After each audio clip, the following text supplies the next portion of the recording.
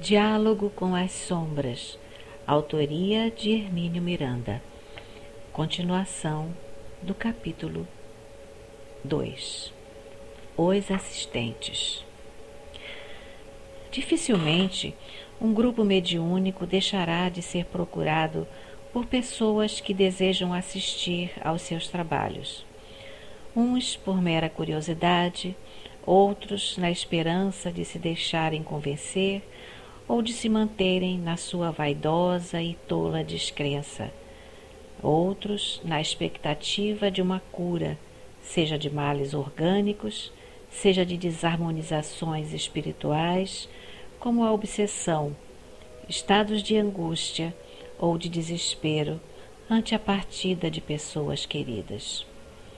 Os motivos são muitos, certamente relevantes, e a nós espíritas custa recusar pedidos de ajuda a pessoas que muitas vezes nos são muito caras. O certo, porém, é que não estaremos recusando ajuda simplesmente por não concordarmos com o eventual comparecimento de alguém aos trabalhos do grupo. Sabemos que esta reserva é quebrada com frequência em muitos grupos, enquanto outros adotam a prática de abrir suas portas em caráter permanente, seja a um público reduzido e selecionado, seja a qualquer pessoa que se apresente. Na minha opinião, somente em casos excepcionais se justifica a presença de pessoas estranhas ao grupo nos trabalhos de desobsessão. Sob condições normais, ela não é necessária à tarefa que nos incumbe junto aos obsidiados que buscam o socorro de um grupo mediúnico. Mais do que desnecessária, a presença de pessoas perturbadas no ambiente onde se desenrola o trabalho mediúnico pode provocar incidentes e dificuldades insuperáveis.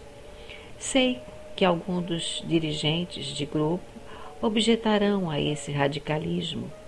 Julgo, porém, que, como regra geral, deve ser preservada a intimidade do trabalho mediúnico.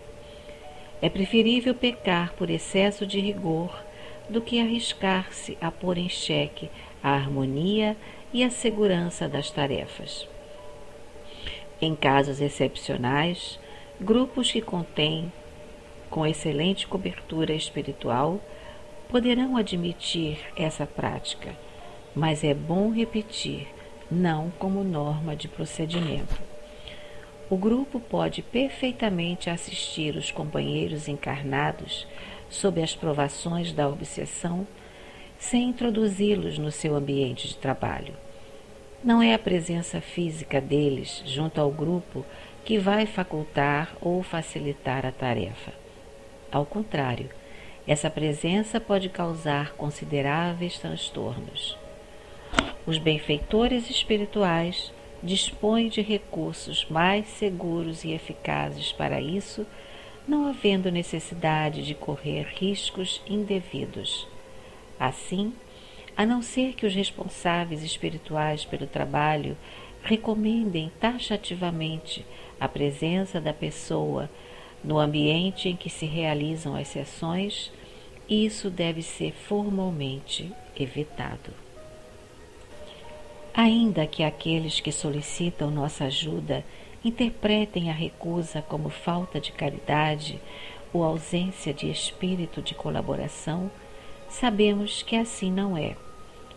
Também não se torna necessário descer a pormenores explicativos e justificativos dessa atitude. Basta dizer ao interessado que não é necessária a sua presença física para que o trabalho seja feito. E não é mesmo na imensa maioria dos casos. Pelo menos é essa a experiência que tenho tido em vários anos de prática. O que acontece é que pessoas sob o domínio de obsessores implacáveis e vingativos, rancorosos e violentos, apresentam invariavelmente um componente mediúnico, ou seja, são também médiuns, embora desgovernados, desajustados e ignorantes de suas faculdades e possibilidades. No livro, abre aspas, nos domínios da mediunidade, fecha aspas, narra André Luiz o tratamento de um caso de possessão. Hilário pergunta ao instrutor se deve considerar o doente, por nome Pedro, como médium. Pela passividade com que reflete o inimigo desencarnado, será justo tê-lo nessa conta. Contudo, precisamos considerar que antes de ser um médium na acepção comum do termo, é um espírito endividado a redimir-se. E mais adiante, na página seguinte, abre parênteses, 76, da sexta edição da FEB, fecha parênteses. Por esse motivo, abre parênteses, compromisso do passado, fecha parênteses, Pedro traz consigo aflitiva mediunidade de provação. Abre parênteses, destaques meus, fecha parênteses. Assim, na condição de médium desgovernado e não integrado na equipe que constitui o grupo que se incumbe de socorrê-lo, o obsidiado ou possesso facilmente introduzirá nele um fator de perturbação e desequilíbrio que poderá trazer sérias complicações se o grupo não estiver muito bem preparado para essa responsabilidade. Em suma, a meu ver, como regra geral, o grupo mediúnico não deve permitir a presença de pessoas estranhas às suas tarefas. Somente em condições muito especiais, excepcionais mesmos, deverá fazê-lo, se dispuser de cobertura e consentimento expresso dos benfeitores espirituais. Esses casos serão previamente selecionados pelos mentores do grupo, e nem sempre conhecemos as razões pelas quais assim decidem. Pode ser que o tratamento exija certos tipos conjugados de mediunidade ou de recursos outros de que o grupo não disponha no momento, como, por exemplo, número maior de médiuns ou um doutrinador especial. Pode ser também que seja necessária a presença de determinada pessoa encarnada com a qual desejam pôr o espírito manifestante em contato direto. Pode ser ainda que não desejem, com um caso especial, interferir no fluxo normal do trabalho. Ou então, estaria havendo dificuldade em atrair o espírito a ser tratado até o local onde habitualmente se realiza a sessão. Enfim, há sempre razões respeitáveis quando um dirigente espiritual de nossa confiança propõe que o trabalho seja feito à parte. Evidentemente, nessa hipótese, a sessão exige tais cuidados que, obviamente, não poderia ser realizada sob as condições normais. Nestes casos, os espíritos orientadores solicitarão uma sessão especial em dia e hora previamente combinados, designando ainda quem dela deve participar. Isso no que diz respeito a pessoas perturbadas sob o domínio de rancorosos obsessores ou possessores. Mas e aqueles que apenas desejam assistir aos trabalhos? Devem ser admitidos? Na minha opinião, não. Não que o grupo mediúnico seja uma sociedade secreta, hermética, esotérica e misteriosa, mas porque é da sua essência uma atitude de recato, de sigilo, de discrição. O trabalho mediúnico, especialmente o de desobsessão, não é para ser divulgado nem exibido como espetáculo público. Há algum tempo, um amigo a quem muito respeito e admiro pelas nobres qualidades de caráter e cultura, começou a observar em seu próprio lar a formação de um pequeno grupo mediúnico. Sem ser espírita, mas dotado de curiosidade intelectual e pragmatismo, passou a assistir à distância algumas sessões e a solicitar livros para informar-se do assunto. Ao observar que os trabalhos enveredavam, como acontece com frequência, pelo atendimento aos sofredores desencarnados, me fez uma pergunta perfeitamente válida.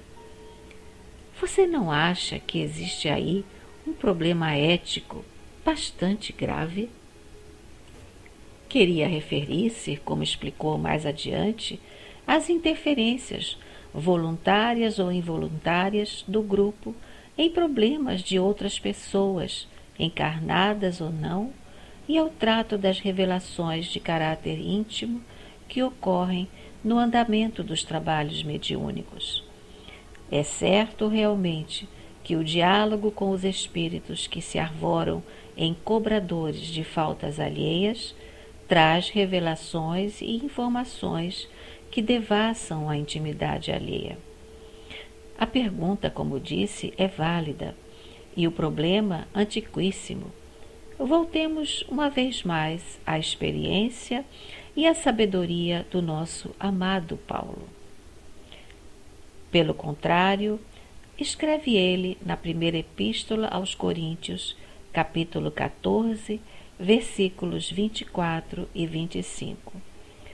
Se todos profetizam e entra um infiel ou não iniciado, será convencido por todos, julgado por todos. Os segredos de seu coração serão descobertos e, prostrado de rosto ao solo, adorará a Deus, confessando que Deus está verdadeiramente entre vós. Abre nota de rodapé. Ao que se depreende do texto, Paulo dá o nome de profeta ao médium de incorporação ou psicofônico. Fecha nota de rodapé. Já naqueles recuados tempos, por conseguinte, dava-se o fenômeno da indiscrição de espíritos afoitos com relação aos segredos da intimidade alheia. Paulo, no seu pragmatismo, via no caso o seu aspecto positivo, ou seja, o de levar o descrente, que ele chama de infiel ou não iniciado, à crença e ao reconhecimento da presença de Deus entre os primitivos cristãos. E isto é legítimo e proveitoso, sem dúvida, porque muitos dos que se acham mais fortemente entrincheirados nas suas descrenças e revoltas precisam de um impacto maior para desalojarem-se do seu comodismo ou de sua vaidade. Não podemos, no entanto, perder de vista o fato de que a norma é o respeito à intimidade alheia, com todas as suas fraquezas, suas angústias, seus desenganos e seus erros, por mais clamorosos que sejam. Quando no decorrer do trabalho mediúnico surge uma denúncia ou revelação acerca das fraquezas alheias, essa informação é recebida com reserva e, se verdadeira, com redobrado respeito e discrição. Não é para ser proclamada, divulgada ou comentada, nem mesmo na intimidade da equipe de trabalho. Todos nós estamos em posição vulnerável com relação a essas impiedosas indiscrições que põem à mostra aspectos de nossa pobre pessoa que desejaríamos continuassem em segredo. Por isso, precisamos estar preparados para que tais revelações não nos apanhem de surpresa e não nos atinjam de maneira a desequilibrar-nos. Uma ocasião, no desespero angustioso de me ferir, um companheiro com poderosos recursos de hipnotizador trouxe ao nosso grupo o espírito de um irmão meu, desencarnado recentemente e ainda em difíceis condições de desajustamento no mundo espiritual. Ou talvez nem o tenha trazido, mas apenas imaginado o episódio como estratagema na desesperada tentativa de desarmonizar-me. Dizia ele que meu irmão estava presente, sob o seu domínio, e aparentemente dirigindo-se a ele dizia: "Não tente escapar, que eu aperto mais o laço." E voltando-se para mim: "Ele gostava de tomar umas e outras, não é?" Graças a Deus não me deixei impressionar. Dei-lhe razão. Sim, infelizmente, meu irmão atormentou-se com o vício do álcool, provavelmente sob a influência obsessiva de algum antigo comparsa ou vítima. Quem sabe se do próprio que ora mo trazia. Felizmente, o ardil não produziu os resultados que ele esperava. A conversa prolongou-se por muito tempo e extravasou para outras sessões. O companheiro acabou se convencendo, graças a Deus, e partiu arrependido e em pranto. De modo que, se o grupo está bem ajustado e integrado, todos se estimam e se respeitam. Não é a leviandade de um pobre espírito em estado de angústia que vai desequilibrá-lo. Mas se há estranhos na sala, o problema se torna bem mais sério. Por outro lado, mesmo abstraindo essas ocorrências mais graves, não podemos ignorar que há um clima de sintonia espiritual entre os que participam de trabalhos mediúnicos, tanto entre os encarnados como entre estes e os orientadores desencarnados. A introdução de um estranho causa certo desajuste, que nem sempre é possível corrigir com facilidade e rapidez. Tive também algumas experiências nesse sentido. Por 2 vezes quebramos, em um grupo mediúnico, a regra que havíamos estabelecido de não admitir pessoas estranhas às tarefas. Não havia problemas particularmente graves com essas pessoas e nem as movia a simples curiosidade. Num caso, tratava-se de um colega de trabalho de 2 dos membros do grupo. Embora não espírita, encarava com simpatia nossa doutrina. Sua esposa desencarnara relativamente jovem e ele estava profundamente abalado. A instâncias de um dos nossos companheiros, resolvemos concordar com seu comparecimento a uma das sessões semanais. Talvez alimentasse ele a esperança de uma notícia acerca da esposa, ou quem sabe, até uma palavra dela mesma. Sentou-se em uma cadeira à parte, fora do círculo que compunha a mesa, e lá ficou em silêncio e em atitude respeitosa.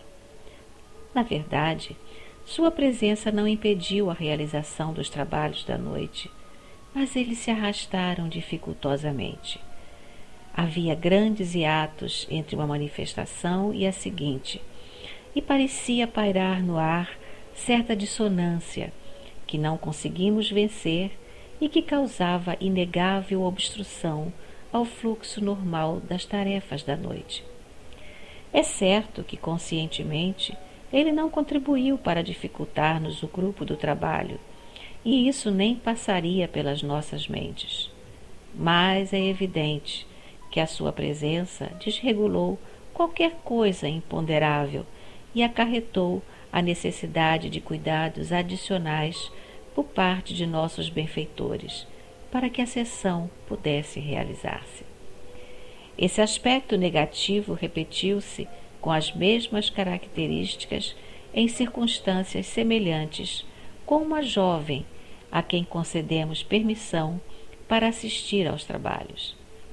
Depois dessas 2 experiências, voltamos à rígida política de não admitir ninguém a não ser os componentes regulares da equipe. Essa, portanto, é a regra imposta pela disciplina e pela segurança da tarefa.